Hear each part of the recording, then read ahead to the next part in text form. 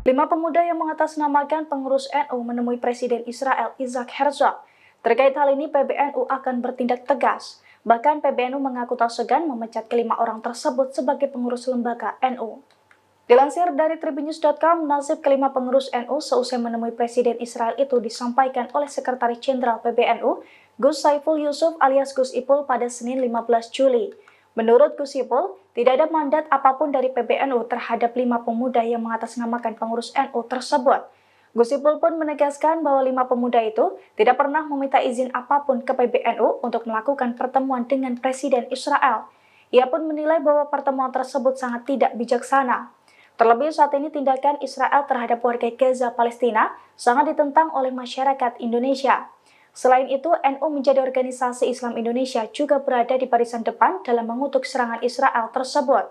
Oleh karena itu, PBNU akan segera memanggil kelima pemuda tersebut untuk dimintai keterangan dan alasan menemui Presiden Israel.